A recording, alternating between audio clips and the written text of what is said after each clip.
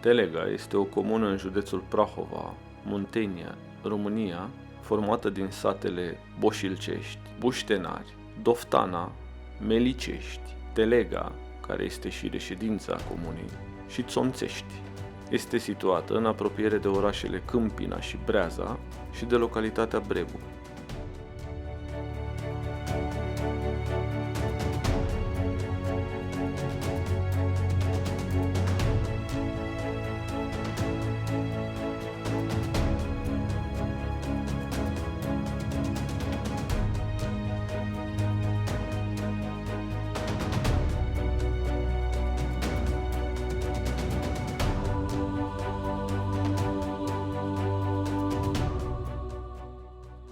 Telega se află în zona deluroasă a subcarpaților Curburii, întinsă de-a lungul văii pârâului Sărata și pe dealurile din prejur.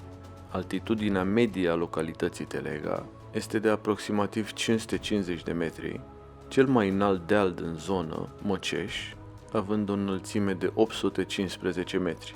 Pârâul Sărata este un afluent al râului Teleajan, care izvorăște din zona satului Melicești și curge de la nord-vest către sud-est.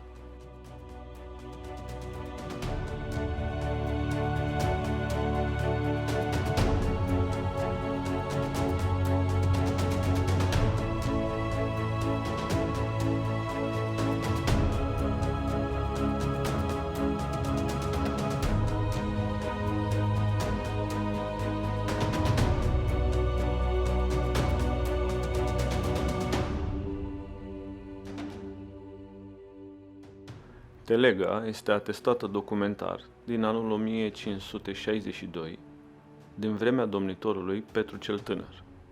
La sfârșitul secolului al XIX-lea, comuna făcea parte din plaiul Prahova, al județului Prahova, fiind formată din satele Boșelcești, Buștenari, Milicești și Telega, cu o populație totală de 4.000 de locuitori. În comună funcționau băile sărate Telega-Doftana, mine de sare, un penitenciar, 2 școli și 4 biserici. Anuarul Sociec din 1925 consemnează între satele Telega și Buștenari cea mai importantă exploatație de petrol din țară, comuna având în total 7272 de locuitori în satele Buștenari, Melicești și Telega.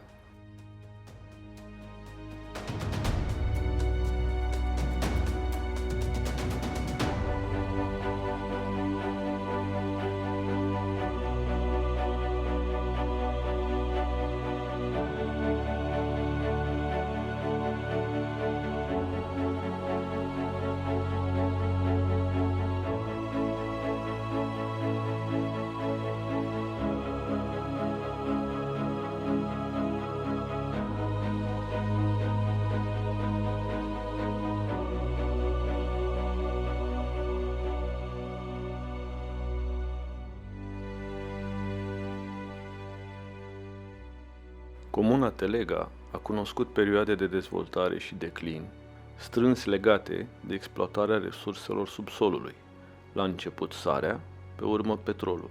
Telega a fost construită în jurul exploatării de sare. Pe toată perioada istoriei premoderne și moderne a țării românești, până în secolul 20, Telega și Slănic Prahova au reprezentat principalele două locații de exploatare a sării, o resursă importantă a economiei tradiționale. Astfel, Telega s-a dezvoltat inițial pe baza existenței resurselor de sare din subsolul dealurilor sale. De altminteri, etimologia numelui Telega este legată de mijloacele de transport, și anume telegile, cu care se transporta sarea către sud, către București, și de acolo mai departe către Imperiul Otoman.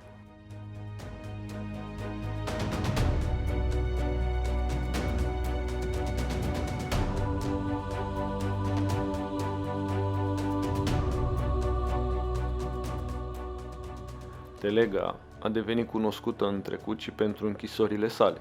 La început, oamenii erau trimiși la muncă silnică la exploatarea sării, la ocnă. Acest tip de pedeapsă a fost aplicat până în secolul al XIX-lea. Ocna Telega avea pe lângă ea și o închisoare cu două despărțituri, una pentru cei cu condamnări limitate, alta pentru cei condamnați la moarte sau la muncă silnică pe viață. De aici, termenul de pușcăriaș se confundă cu cel de ocnaș. La Telega a fost întemnițat și haiducul Iancu Gianu, acesta evadând în 1816.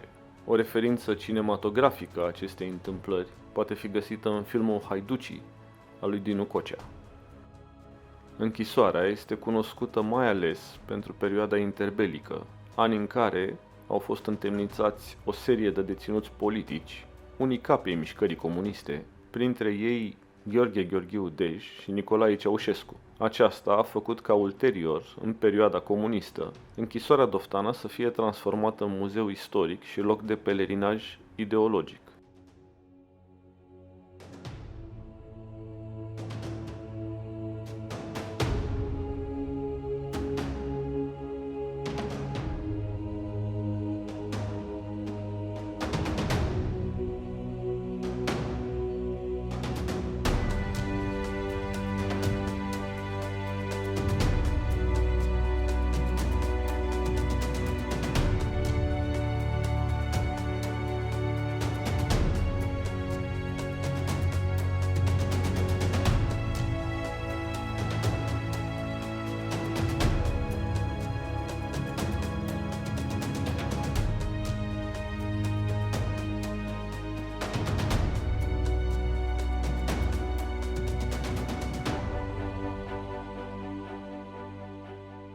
Utilități și infrastructuri există în comuna Telega care ar putea atrage eventual investitori?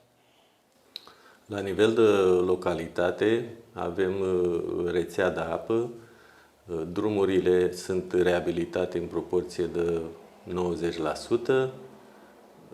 Se pare că urmează printr-un program la Adi Apă să se introducă rețeaua de canalizare și reabilitare de apă și având aceste utilități, în mod sigur vor fi atrași și mai mulți investitori.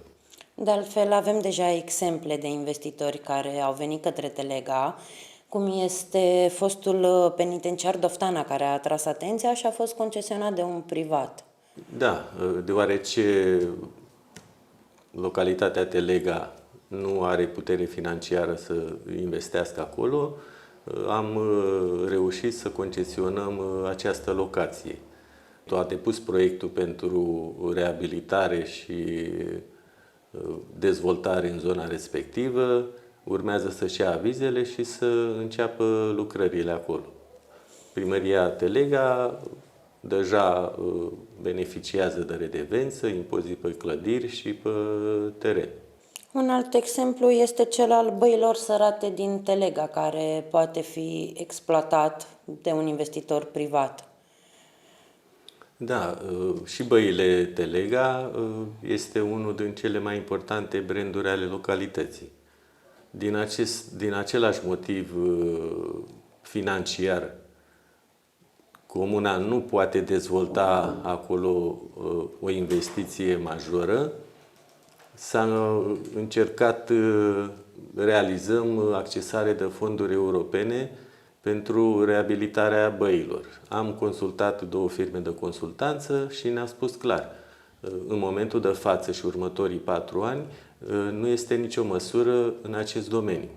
Noi nu putem să mai stăm încă 4 ani cu ruina de acolo, așa că în Consiliul Local s-a votat concesiunea acestora, mai ales că avem un număr destul de mare de potențiali investitori care doresc să realizeze lucruri bune acolo. Și urmează să facem licitația și să se dezvolte un complex turistic. În ceea ce privește administrația publică locală, ce proiecte de investiții ați realizat până acum în comună? Am investit în reabilitarea unor străzi. Am reabilitat și igienizat școlii.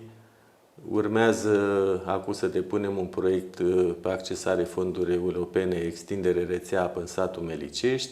Avem un studiu de fezabilitate pentru reabilitare unui drum în Melicești, zona Cruce. Și mai avem și alte proiecte în lucru. Zona Cruce de la Melicești, despre care vorbeați, are una dintre cele mai spectaculoase priveliști din zonă. Este vizitată de oameni? Acea zonă și nu numai este ceva deosebit.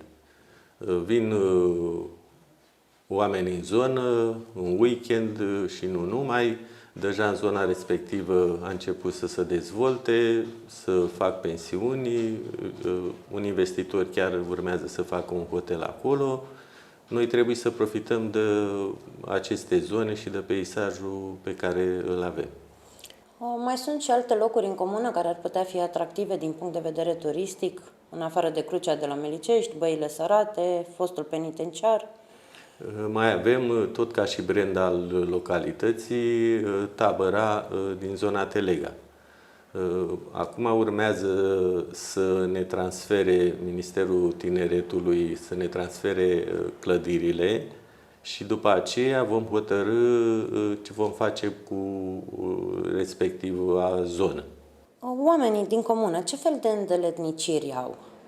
Până în 89 și după, majoritatea lucrau în Câmpina la anumite unități. După cum știți, s-a restructurat și locuri de muncă sunt foarte puține.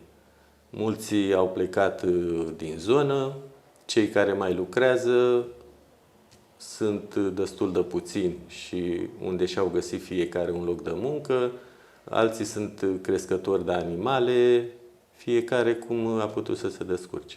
Care ar fi produsul cel mai cunoscut care se face în Telega de către crescătorii de animale? Da, avem pe 8 noiembrie un târg de toamnă. E unul dintre cele mai mari târguri din județ. Aici crescătorii de animale pot să-și prezinte și să-și valorifice produsele pe care ei le obțin. Pastrama, avem brânza de burduf, urda și ce produse își mai fac fiecare crescător de animale. Sunt niște produse tradiționale, bio, care sunt foarte căutate. În ceea ce privește cultura, cum sunt lucrurile, cum stau? Am înființat chiar în prima perioadă a mandatului un ansamblu Plaiuri Telegene. Aici se dezvoltă și se efectuează activități culturale, colaborează și cu alte ansambluri din zonă, merg la concursuri și chiar au rezultate bune. Câți copii aveți în ansamblu? În jur de 20. Unii mai vin, unii mai pleacă în funcție de situația care este prezentată. Și dacă tot am vorbit despre copii, referitor la școli și grădinițe, acestea au fost modernizate, au fost realizate investiții? Da, în fiecare an investim în igienizare, în reabilitare. Toate instituțiile școlare au grupuri sanitare în școli, sunt dotate de fiecare dată, colaborăm foarte bine cu conducerea școlii și tot ce au nevoie noi îi sprijinim.